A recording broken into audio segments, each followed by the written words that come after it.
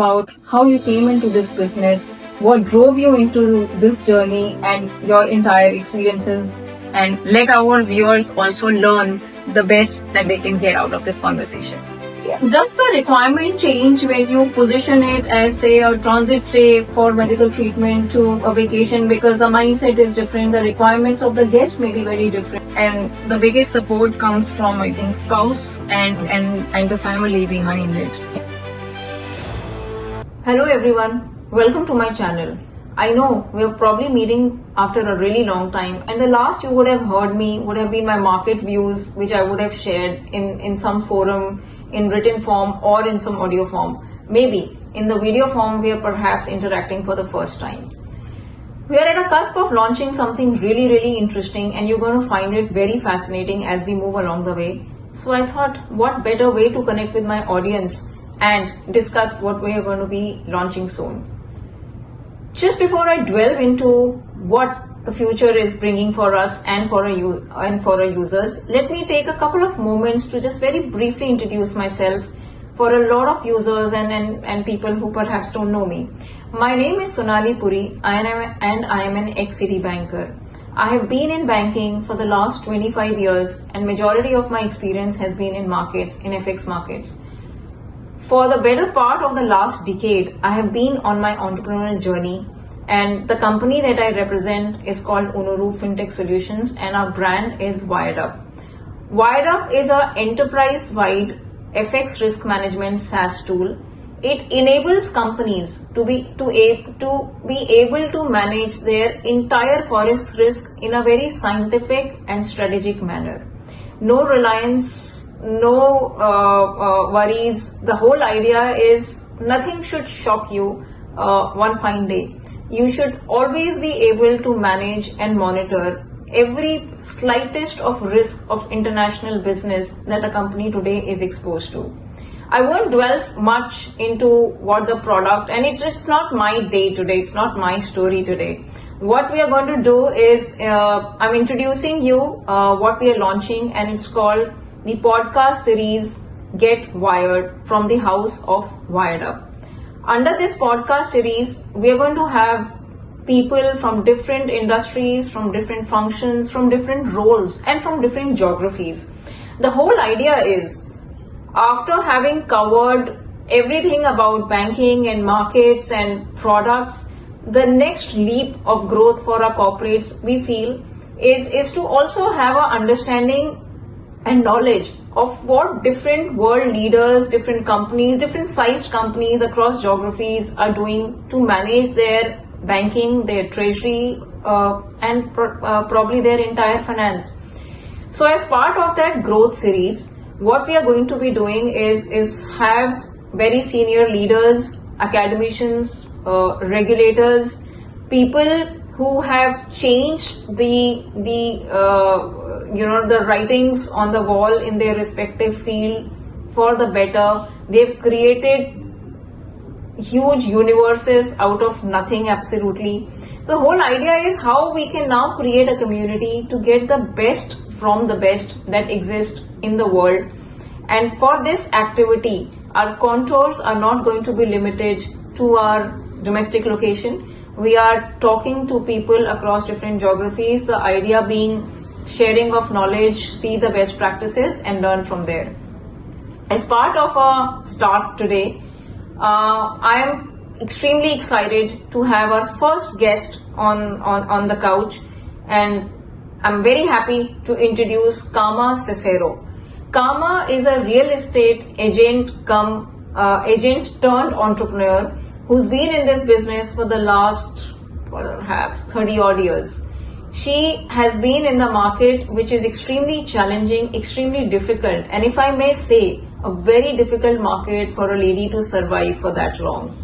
So with that, I'm going to talk to Kama about her journey, about her growth, about her challenges, and gather the right insights which I feel will be beneficial to me and for our users at large. Here to you, Kama. Welcome to Get Wired. Welcome to the Get Wired channel. I am with Kama Cicero. And Kama is a real estate agent turned entrepreneur who has a very interesting story to tell. There are a lot of things which I want to personally gather from her experiences, her journey, and her success story. And a glimpse of that, I think, will be very interesting for us to share with the world. Let's see who can pick up what from where. It's a small world at the end of the day, and the idea is to keep getting creative and keep getting connected so that we can get the best out of each other. So without much ado, I will start having a candid conversation with Kama. She is the founder and CEO of Stars of Boston. Stars of Boston is a short-term rental apartment facility wherein people can come to Boston. They can rent out apartments for a short-term stay, which are extremely lovely hotel-like apartments, completely furnished with all the amenities and all the facilities, perhaps in certain cases way better than even a five-star hotel. How we happened to meet each other? I have been in Boston for the last 1 month. I was here for work and for some personal reasons, and I have been using one of the facilities from Kama. And to say the least, I think it's been one of my most wonderful experiences that I've had. I don't think I've had such more comfortable stay and a more enjoyable stay in any place that I have been through my lifetime so far. So thank you, Kama, for taking care of the place, making it an absolute home away from home. And we have been having an absolutely wonderful stay here.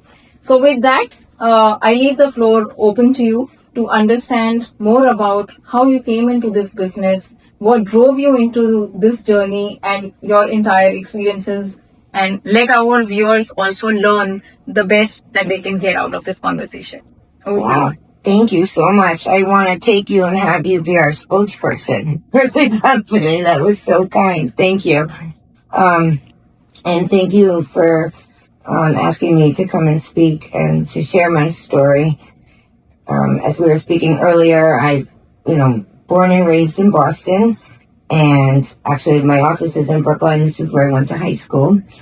And I have a bachelor's of psychology. And I used to work with autistic adults, mentally ill clients, and then I have a master's in special education, and I used to teach high school special education students. I loved my job. I loved working with the population, but I couldn't deal with the politics. Okay. And you would think in a school that there wouldn't be that many politics, but it's there. Right. So when I left, I was trying to decide what I wanted to do. And it's actually an interesting story. I was having dinner one evening, and I had my daughter. I was with a friend, and my daughter actually met my coworker, who became my coworker, over lobsters. They were looking at the lobsters. Okay. And I had my real estate license for my 20s, and we started talking, and she said, why don't you come and, give it a try again. So that was now about 25 years ago. So I figured I would do real estate for the summer until I figured out what I wanted to do next. So it wasn't like a planned step to get into real estate. It's like Correct. It so happened over an event. Yeah. And I had my license for several years before. So It's always good, to have something else because you never know if you're going to need it again. Right, absolutely. So as a real estate agent, we do sales and rentals. I started getting a lot of calls from families that were coming for medical procedures, and they couldn't find a place to stay. Okay. And this company actually started by complete accident. One of my clients had purchased a property. It was a few blocks from Longwood Medical, and we had a 3-month span where we had to sublet. Okay. And this was, it was about 10 years ago, and it was... I think Airbnb was just coming onto the market, and somebody said, put it on Airbnb. I was like, what's Airbnb? And that was a new concept about 10 years ago, exactly. And ironically, I wanted to start a business because we work with so many international clients. And one thing, a lot of these families would come to apartments, like the first night in the apartment would be completely empty. So I thought about maybe starting a business where we offered apartments that were furnished we could like fill the refrigerator, like if they were from Israel with, foods that they'd be used to. Correct. So it was just, it all came into play and just kind of worked together. But so we put the unit on Airbnb, and I started meeting a lot of families that were coming for medical, and then I started thinking about all the calls I got, and I was like, wait a second, there's a serious need for this. Right. So that's how that was the beginning of, starting to rent furnished apartments. And that was, yes, about 10 years ago. And I think then we took on another apartment, and then I had about 12 apartments, and there's a lot to this that people don't realize. Like, you have to answer all the questions about reservations, but there's laundry. You have to make sure, the linens are done. You have to make sure the apartments are clean, that everything's, fully So there's a whole lot of yeah. army that perhaps you require to be in a position where you can allow somebody to come and start staying, because the whole concept, as I understand, of your facilities, it's a home in a different country. Yes. You come and you just start living. Yes. So, from a bare house to a completely furnished house is what the concept is, and I think it's wonderful. The warmth and the personal touch with which you do the entire setting of the place. So right from the moment you walk in till the time one has been, in our case, I can say it's been a while now that we've been staying here, and it feels completely comfortable, so much so that I'm now feeling nostalgic leaving the place as the time is coming close for us to leave. So basically started as a short-term transit arrangement for, say, people coming for medical treatments, to now perhaps moving more towards these apartments becoming vacation homes. Yes, and corporate, yes. Does the requirement change when you position it as, say, a transit stay for medical treatment to a vacation, because the mindset is different, the requirements of the guest may be very different? Yes. Whereas, say, one is coming for medical treatment, your mind is not at all on, say, the luxury side of living at all. You just need possibly a place to stay and manage your medical affairs. Whereas when you're on a vacation, everything needs to be perfect. So the owners that, the two diverging requirements puts on you are very different. Yes. So how did that transition happen? That's a long story. So, and there's also regulations in Boston. So when we first started, so STARS is an acronym, and it's for short-term apartment rental solutions. So I thought about, like, you look in the stars and you can always think of us. Right. But so when we first started, yes, it was strictly short-term. Boston established short-term regulations, I think about 8 years ago. So in order to rent short-term, you had to have a registration number. But in order to get the registration number, you had to meet certain requirements. Okay. And it was very difficult to meet. So that's when we started to learn about midterm rentals. So that was, at the time, I thought that our business was done because, I didn't know a lot about midterm rentals. And how difficult was that to, say, secure all these licenses or permissions as they may be required? And specifically, if you don't have a large team initially to begin with, then it's like a single person running on multiple dimensions. Exactly. It's a lot of work. And yes, and now our team is about 25 of us, and we're worldwide, which is also really nice. And, diversity is also important to me. Right. But yes, we still do have some units that are, more geared towards shorter term stays. But now, we have a website, we have salespeople, we are working with a lot of our corporate connections. Right. And also what's important, a lot of times when you go into a corporate apartment, it's an apartment, but it feels very sterile. Right. And it made me feel so good when you were saying that the property really feels like home, because we want it to be comfortable, because it is going to be somebody's home for the time that they're here. Right. And to have, comfort and, to be able to leave, come back, not have to worry about anything. Right. So thank you for saying that. That meant a lot. I completely meant it because we really have had a very comfortable, and the warmth that you always express for the slightest of problem that, one encounters. I know that the go-to person is going to handle it in the next couple of minutes. Right. not even hours. So that gives certainly a lot of comfort. But talking of your journey, say on the real estate front, so entrepreneurship was your initial step, or this transition from being an agent, helping people say find homes, investments, from that journey to your entrepreneurship journey.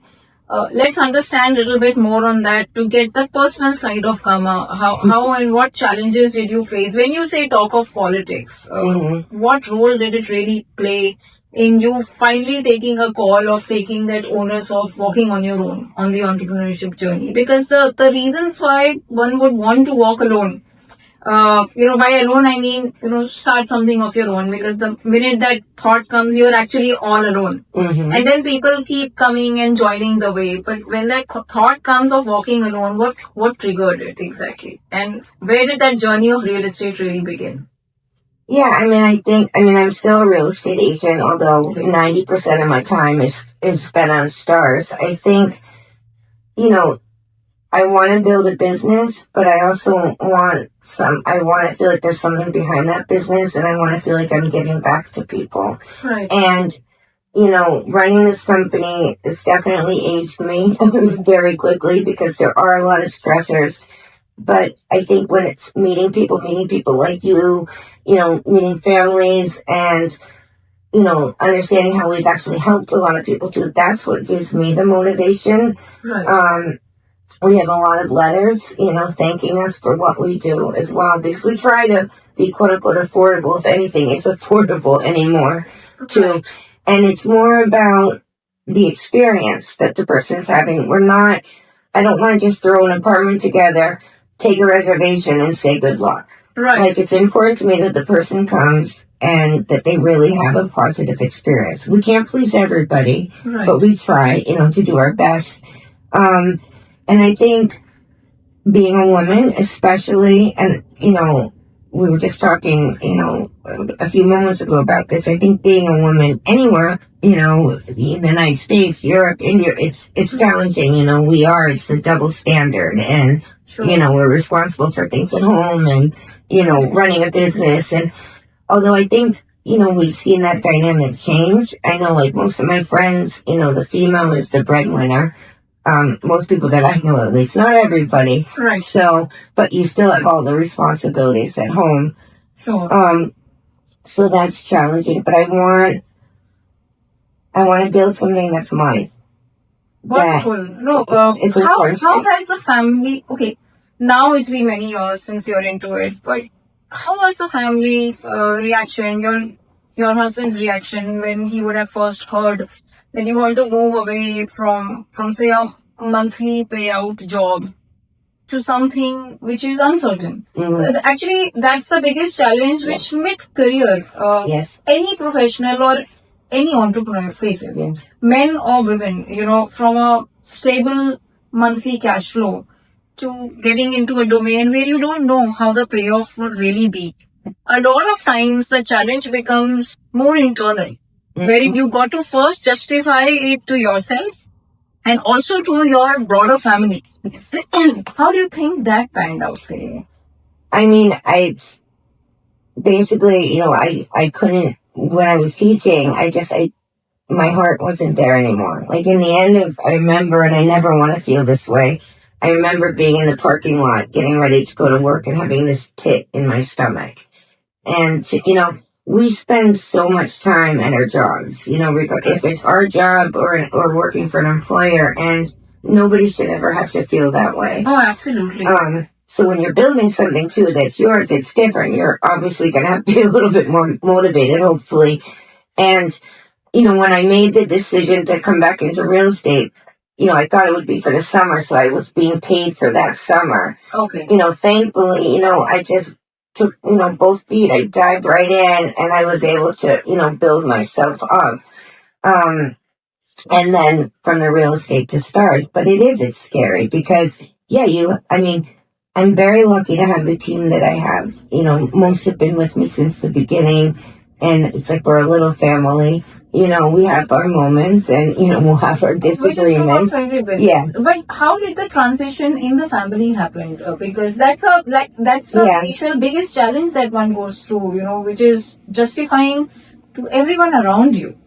And a lot of times I hear and I talk to many different kinds of people, you know, looking for those elements of motivation, because entrepreneurship is not easy. Yeah. You know how it is. Absolutely. And you're always looking for, you know, that one idea or that one push, which may not come just, you know, from the functional side of it. That one motivation, some idea could get triggered by talking to just anybody from a completely different set of domains. So I try to talk to a lot of people to kind of keep myself very motivated and little aware also about different events and happenings which are happening. So I think one such aspect which is very difficult more for a woman to get started on an entrepreneurial journey is to first convince everybody around you in the household to start your journey, specifically if you're coming from a very safe domain of you know, having a steady cash flow. Family gets used to a certain living standard when they know you know, a certain cash flow is materializing on a monthly basis. The first challenge actually comes there. So that I feel a lot of times people are not able to grapple with that. Absolutely. And that happens for both actually, men and women. So a lot of people that I know or I talk, believe me, 70% of the people that I meet are extremely keen to get started and create something of their own. Yes.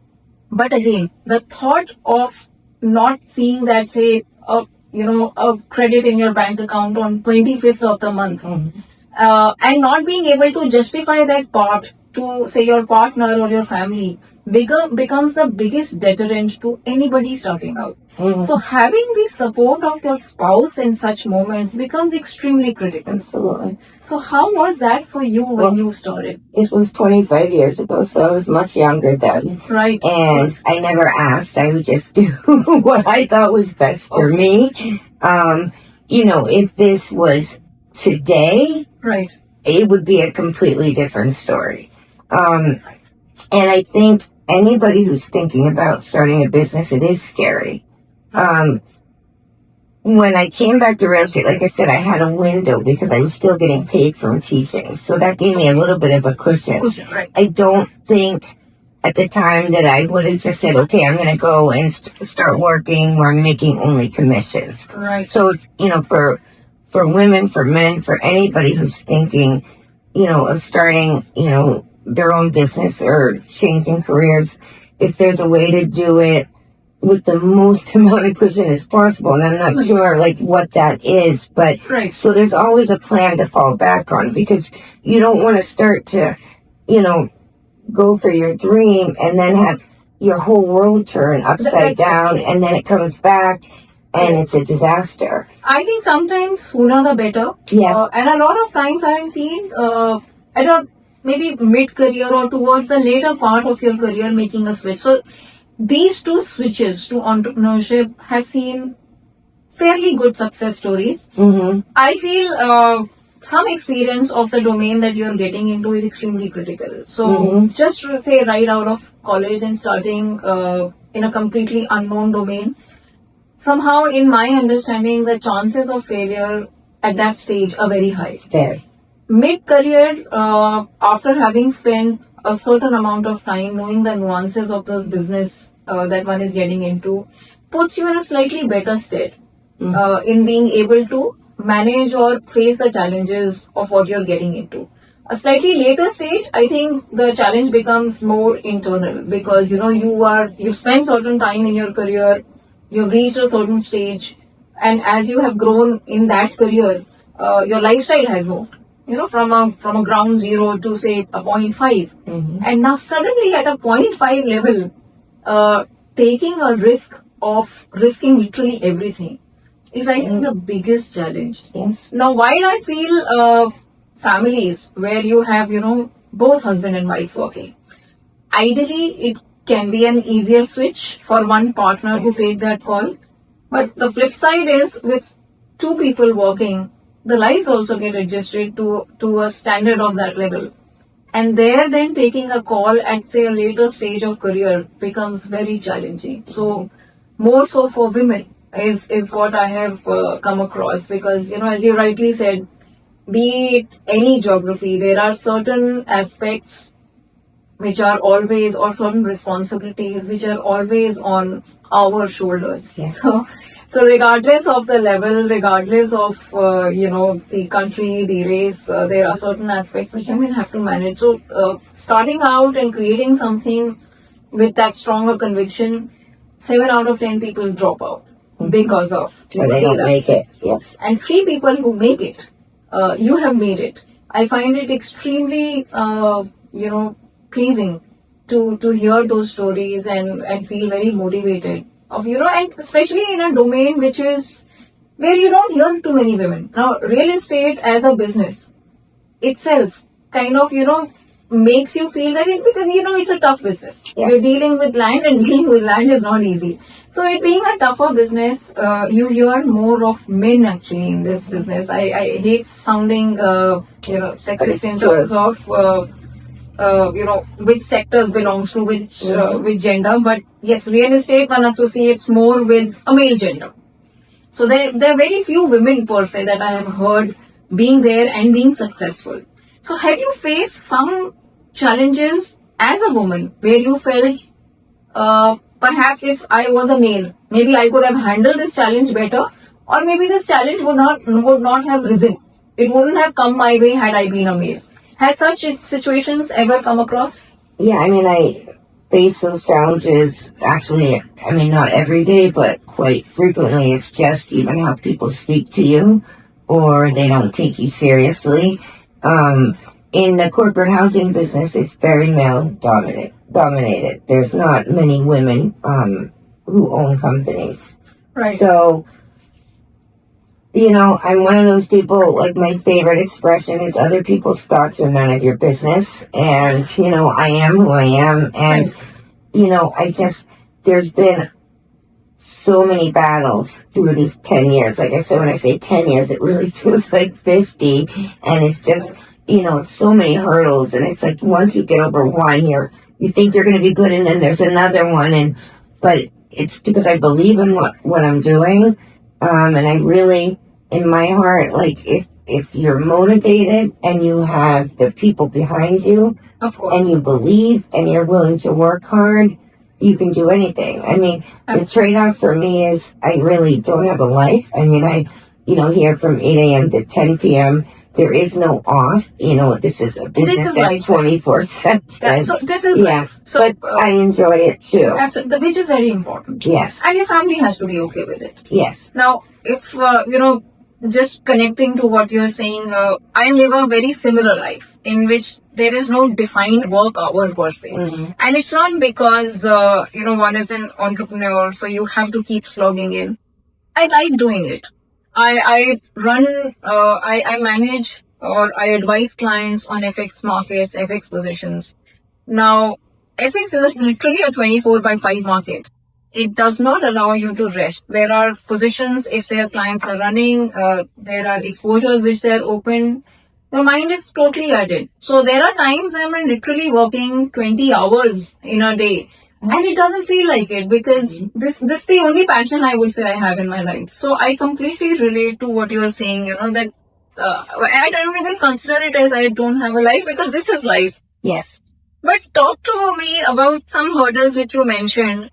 What are those hurdles? Let our viewers also understand how, say, a woman who's scaling her business, what are those hurdles which you think you faced and how did you overcome them? Well, one of the biggest ones was, when I started this company and I was doing everything by myself, I brought someone in as my partner. And that's actually when, I decided to really make this a company because I was just doing this casually. Okay. And we both decided together. And sadly, after a few years, she had to leave the company due to personal reasons. And I was devastated because I handled the front end, she handled the back end. She was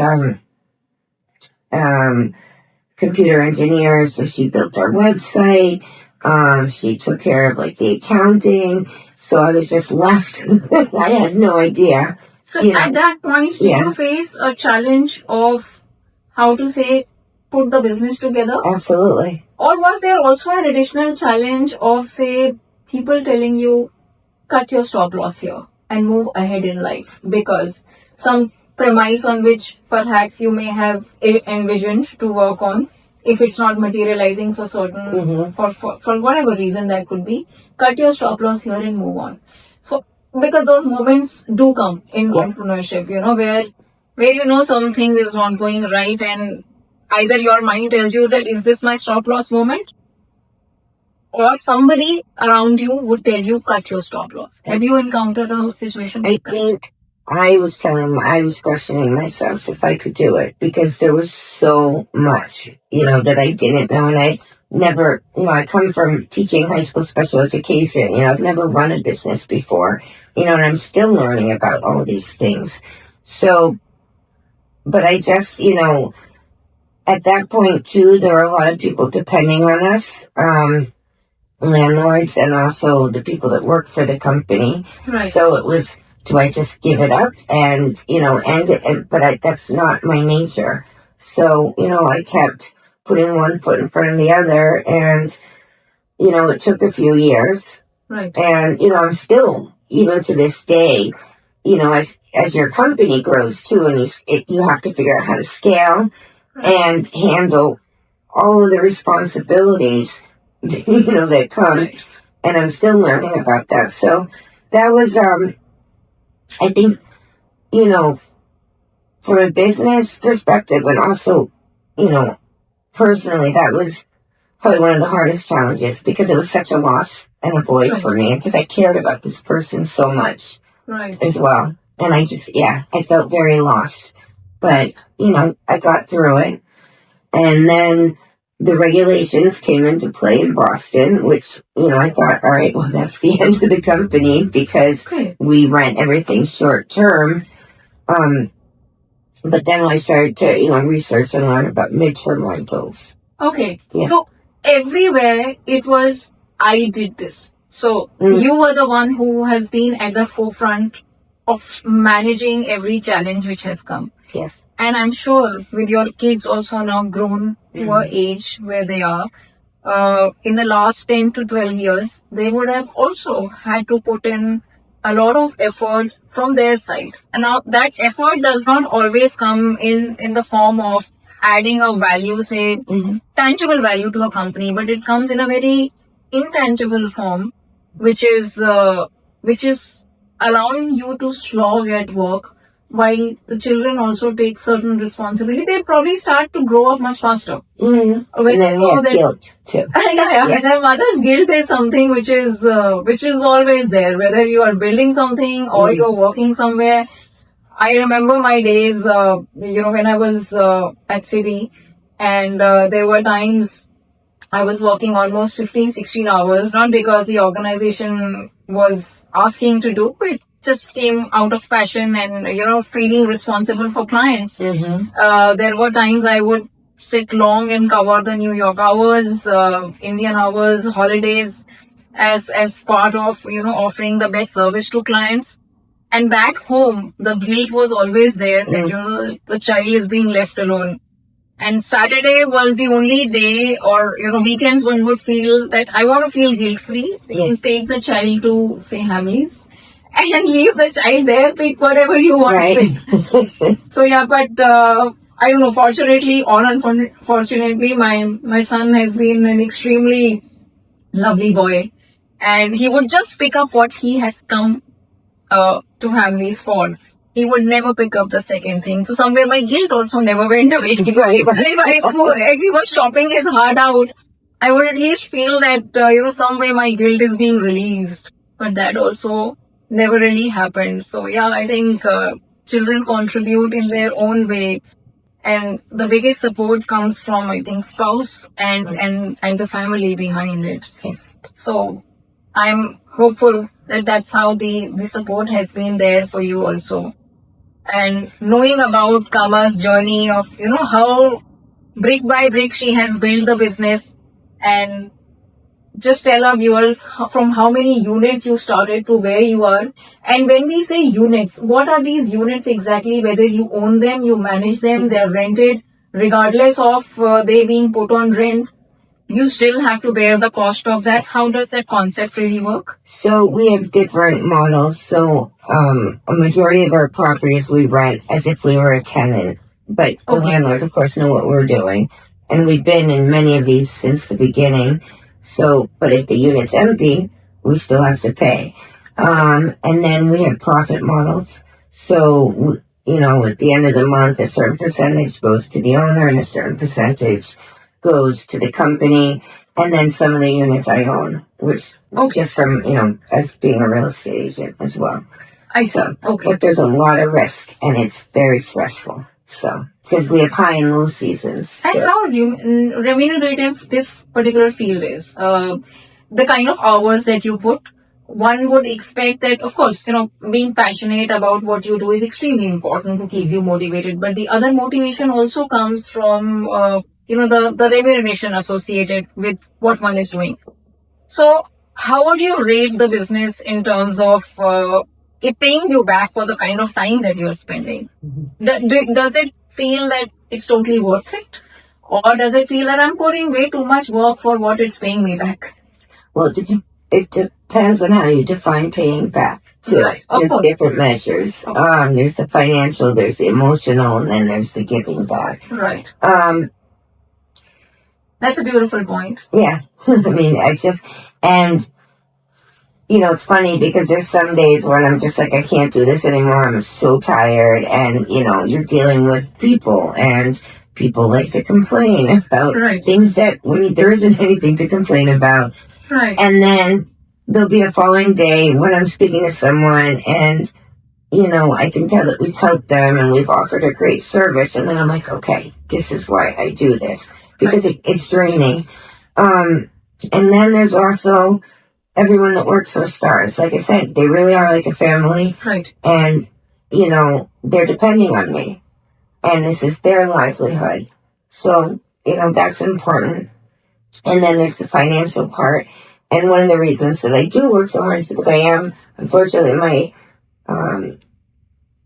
children's father passed away a few years ago. So I am, the only person that they have for them emotionally and financially. And I want to make sure that they always have something to fall back on. Obviously they will have to find their own path and, but especially in this day and age with the cost of living and, I don't know how anybody lives anymore and I'm in real estate and I see what people make. The numbers haven't made sense for a long time. I always want them to have something to fall back on. So that's also a big reason. But yeah, I think in the end, financially, the company has done well. It's such a risky business and I try to be as conservative as possible. And I'm always making sure that there's always enough to cover in the event. Like, we just have a bad year or, so it gets scary. Right. No, contingency planning, I think, is a must for every business. Yes. And somewhere I feel women are very, very equipped to be able to handle that aspect because you run families, you run homes. Yes. Ultimately. So at the end of the day, there are some of these qualities which I feel as part of growing up, you pick up just by being a woman. And somewhere I feel it helps you being rational and kind of, able to foresee the benefit with a certain expense that one is getting into. So that we are able to somewhere maneuver a little better and have a deeper understanding. But this is beautiful, So understanding running a business from a personal, from a financial, and from a team perspective is how I feel businesses should be run. And that's the critical and most important ingredient of being successful. And you made a very good point that being successful may not just be from, say, a financial perspective. It also comes from that feeling of being able to add value to the lives of people that we we come across with. And believe me, it's very similar. So the conversation that we are having is somewhere so deeply touching because these are elements and aspects that, one takes care all the time because you're dealing with humans. Yes. Your clients are humans. Yes. People you're interacting with are all humans. Regardless of, the GPTs and the Claude that one uses in life, you're ultimately dealing with humans and being able to make a meaningful impact in whichever way, whether at a personal level or, contribute to the well-being of their business, getting that smile or a thumbs up back from the person that you're dealing with is extremely kicking. At times, I think that is way more kicking even from the financial reward one gets out of it. Yes. So, absolutely wonderful point you made. So this is great. I think you have developed and created a great business. And this is something for our viewers, people who are looking to start out in, say, the real estate space. And this is not just limited to, say, Boston. Kama is spreading her wings far and wide. She's going places from 3 units to 7 units to today 80 plus units is what the company is managing. And I think that growth is phenomenal. So anybody who's looking to start out or is planning to take the plunge of entrepreneurship, I think there is a great success story that we had.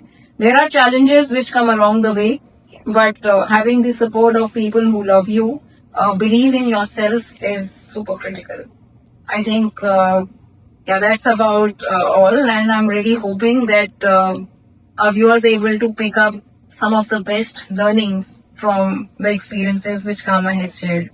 Thank you so much, Kama, Thank for you so coming much. on our first podcast of Get Wired. And hope first of many more to come. Thank you Because so right much. back at you, I mean, from what you've done and created, I'm in awe. So, Thank you so absolutely. much.